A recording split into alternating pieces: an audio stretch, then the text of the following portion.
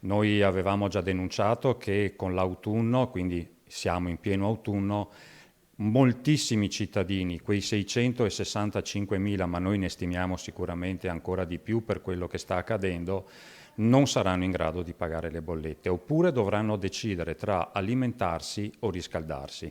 E quindi ricreando una situazione che la nostra generazione ha sentito solo raccontare. È la SPCGL a lanciare l'allarme povertà anche per il Veneto, la regione locomotiva del ricco nord-est che si trova a fare i conti con un numero di residenti sotto la soglia di povertà in aumento di anno in anno e dati preoccupanti che registrano un più 57% rispetto al periodo pre-pandemia.